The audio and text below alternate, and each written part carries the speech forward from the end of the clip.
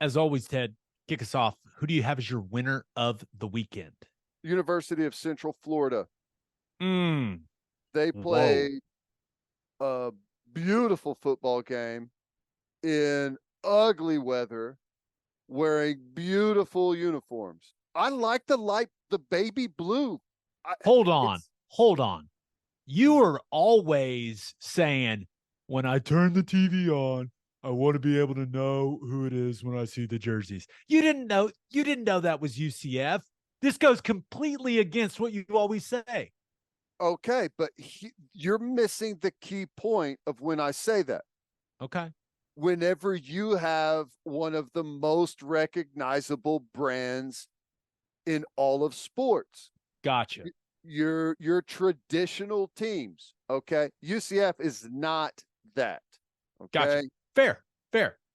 Um, I never thought I would like baby blue when it comes to football unis, but for whatever reason, I've started to. I thought they were good, but that was an ass kicking. They were all over Oklahoma State from the beginning. They went right down the field. First time they had the ball, scored a touchdown. Plumlee looked unbelievable throwing it, throwing deep balls, dropping dimes in the running game. They explosive runs everywhere, and they shut Oklahoma State down. Bowman looked like Johnny Unitas against us a week ago and was completely disoriented against UCF. Throwing bad balls, getting them intercepted, indecisive in the pocket.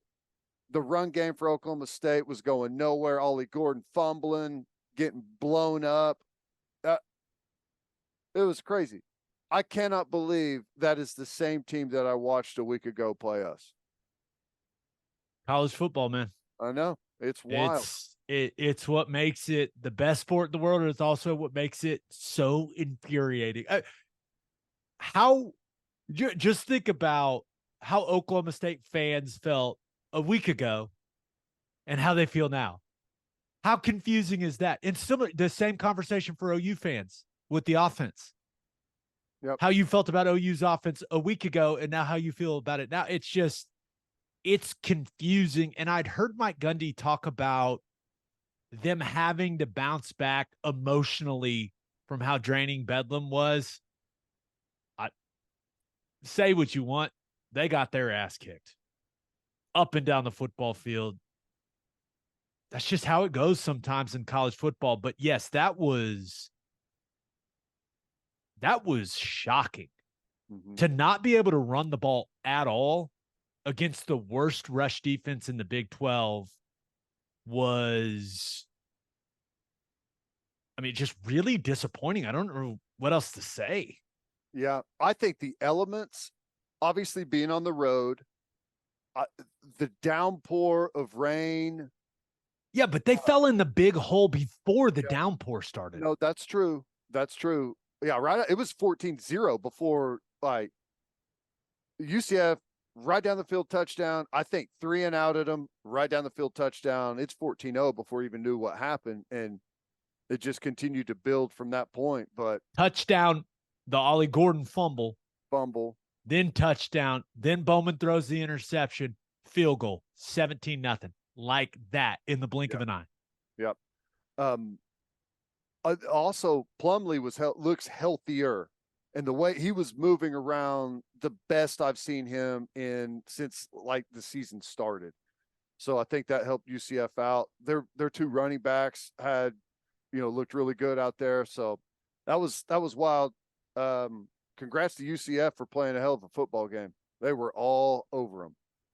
I thought that their plan was great. They they had QB run game.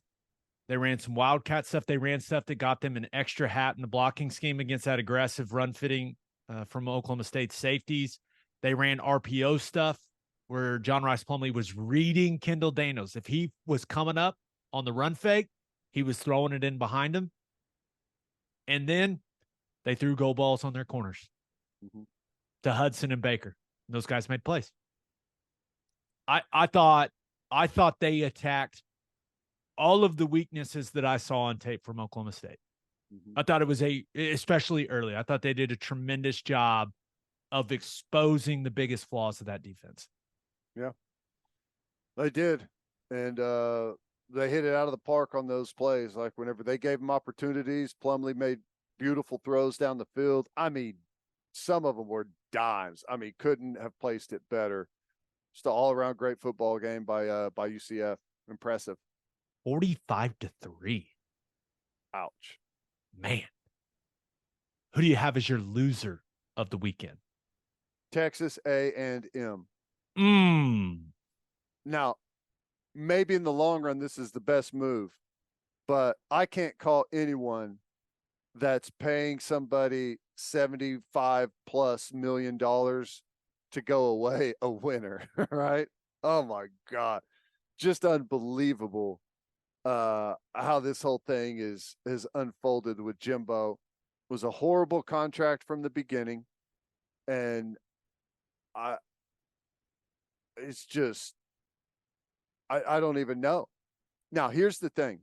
This has been talked about for a while. Why all of a sudden the change now? What I think is they found their guy. They know who they're going to hire. Right? You don't make that move and fire someone when you got to pay 75 million bucks or whatever that number is, 70 plus million bucks, unless you know exactly where you're going. And I think they found that, and that's why you've seen that move made now, especially after what they killed Mississippi State, right? So the timing seems weird. Something happened.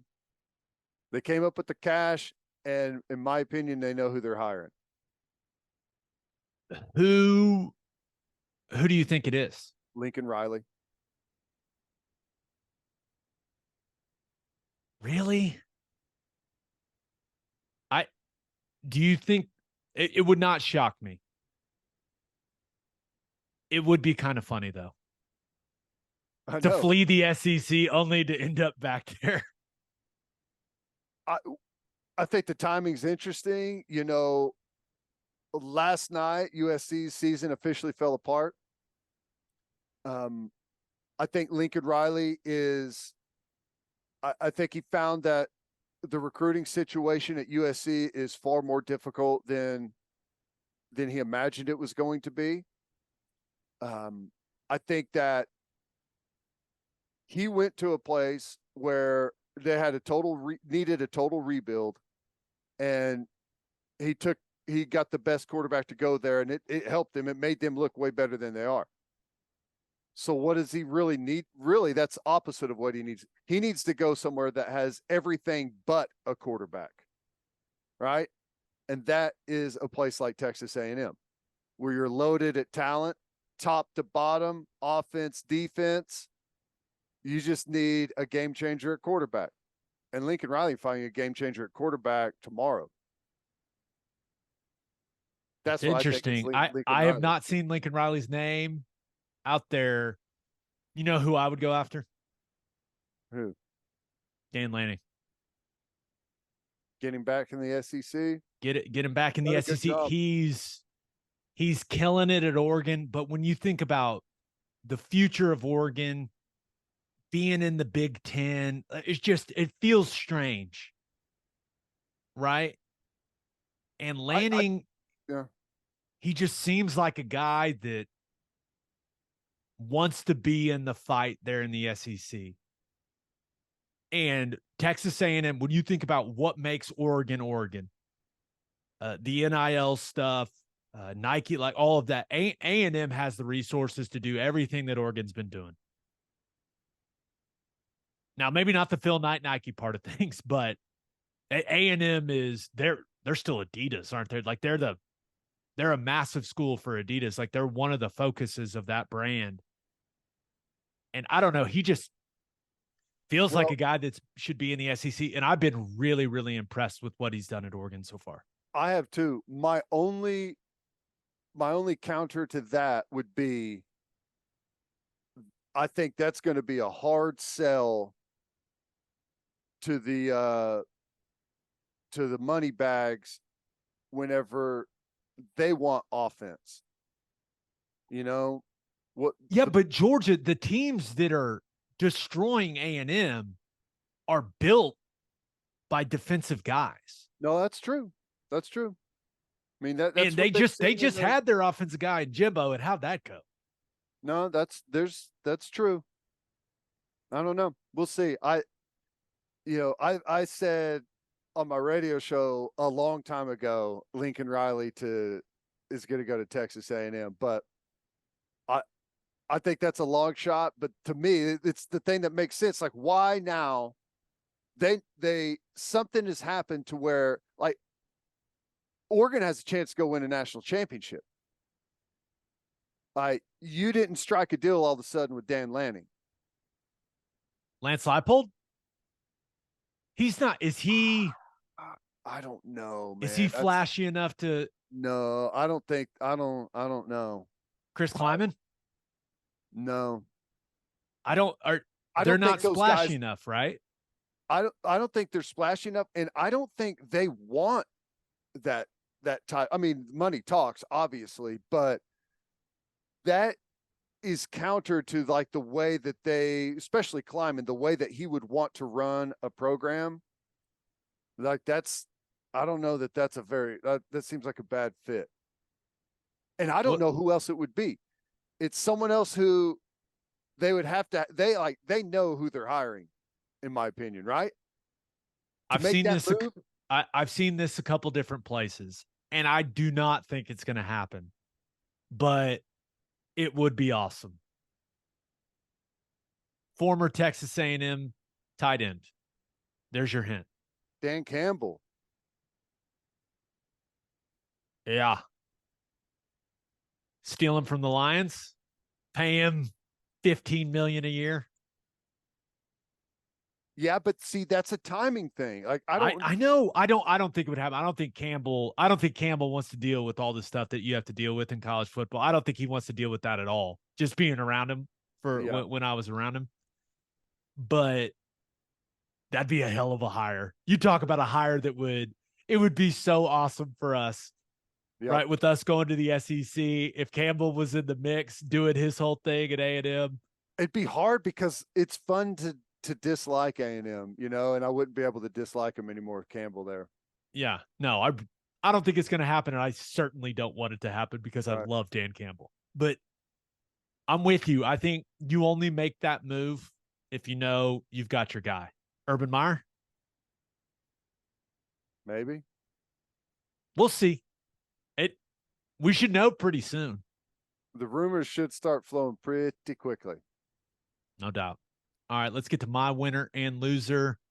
But first, elevate your tailgate with Chapel Supply and Equipment in Oklahoma City. Chapel Supply and Equipment has generators and inverters on hand that'll give you all the power you need so you can take your tailgate to the next level. They've also got top-of-the-line heaters to keep you warm during those cold tailgates later in the season. They're Oklahoma-owned and operated. Elevate your tailgate by calling 405-495-1722 or visit chapelsupply.com. That's CHAPPELL supply.com. And First Fidelity Bank knows how to keep fans like you happy. With more than 50 awards in the last 5 years, including Forbes Best in State Bank, the Oklahoma's Community Choice Awards, and the Journal Records Reader Rankings, it's clear that they are Oklahoma's #1 pick for quality banking. And you can find that level of outstanding service in everything FFB offers. Open an account at award-winning bank today at ffb.com. First Fidelity Bank. We go where you go. And head to opolisclothing.com for our podcast merchandise and the best OU gear out there. That's OPOLIS clothing.com. Use promo code TED, TED, for 10% off. That's opolisclothing.com. Use promo code TED for 10% off. Buttery soft and 10% off. In a shocking development, they're selling out of pretty much all the Drake Stoop stuff.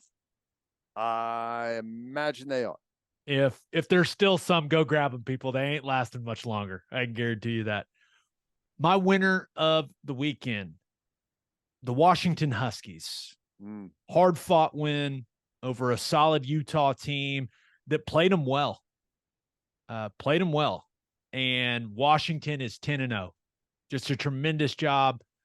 by Caleb DeBoer. I think he's been really, really good for that program. And Ted, the second quarter of this game was so much fun to watch. You probably hated it as a defensive guy, but I mean, the offenses were cooking. The defenses, it was big play after big play. Utah scored, Washington answered.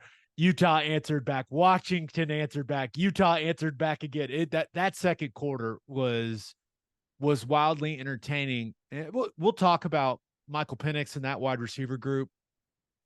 But man, I thought Washington's defense won them this game with the way that they played in the second half. It looked like they had no answers for Utah's offense in the first half.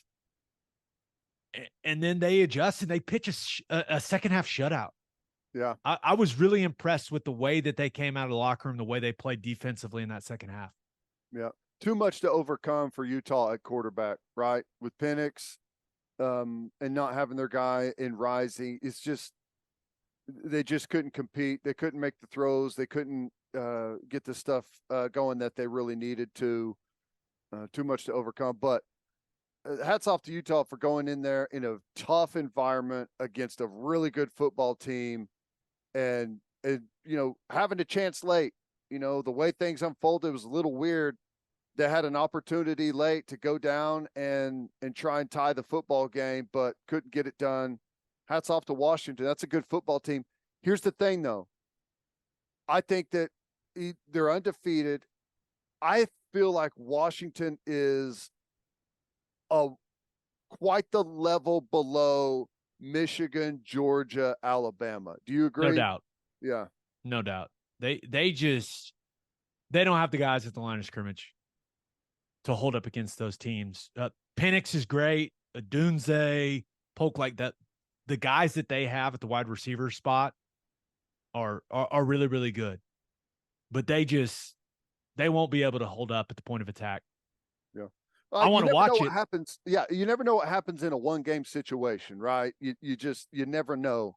It could be their day and they go out and get it done. But like, as I just kind of sit back and view it, I just feel like they're not quite on that level, but hey, they're fun to watch and they're really good. Yeah. Penix, another nice day. Kind of feeling like he's going to win the Heisman. At this point, 332, 2 touchdowns. I love how aggressive he is pushing it down the field to Dunze, to Polk. I love how he gives those guys an opportunity. Jack Westover. How about that guy being the safety blanket? Some big key 3rd and 4th down catches for their team at the tight end spot. And then Dylan Johnson, he's emerging for them at running back. He's doing some really, really good things, but and their running game is sneaky good. But what'd you think of who is it? Tupatala? I mean, we've seen guys drop the ball before the goal line before. This is nothing new. We've never seen someone drop it that far from the goal line. That was like a full 2.5 yards. That was insane. It was a lot. I mean, it was so like not even close that offensive lineman knew it right away and ran over and jumped on it. And even that defensive back, I don't know, one of the safeties or something saw it too. And he's like, oh no, that was wild. I hate that for him because, there's nothing better than a pick six and going in and wanting that moment to celebrate and how awesome it is. It's like the highest of highs immediately followed by the depths of hell. All right. to know instantly, obviously you don't get the interception, the pick six, that, but it's the immediate thought of knowing that everyone in the world's going to think you're the biggest moron of all time, which, just don't even make it close. Well, don't even make it close. The other guys on his defense had his back. I know. I saw that. That was good. That Utah gets the ball back. They force a safety. I mean, I thought that was big time. That allowed him to breathe a bit of a sigh of relief. And then, late, you mentioned it, Ted, but Washington, first of all, laces out on the old field goal to ice the game. What is the holder doing? Was he sabotaging the kicker? I don't know, but the kicker, as soon as you see those laces and it doesn't spin and you're the kicker, you're like, you brace for impact, and it was bad. Yeah, just an absolute shank on the field goal to ice the game for Washington. But Washington's defense stepped up to the challenge. They get another Barnes interception in that moment, and the Washington Huskies are 10-0. And it feels like we are on a crash course for Oregon and Washington in a Pac-12 championship game. And sign me up, brother. Where is it? Vegas, right? They played in Vegas, don't they? That's what I was thinking. That's going to be awesome. That is going to be awesome. All right, my loser of the weekend, the Kansas Jayhawks. Vibes were high this week for Kansas. They were number 16 in the CFP rankings. There were talks of them possibly finishing out, playing in a New Year's Six game.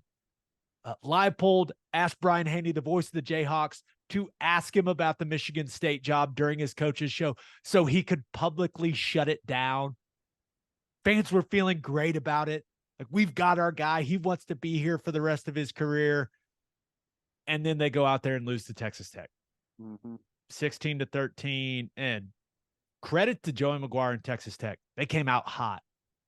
Run game with Taj Brooks was really clicking early. God, he looked so good in the uniform. He is a good running back, man.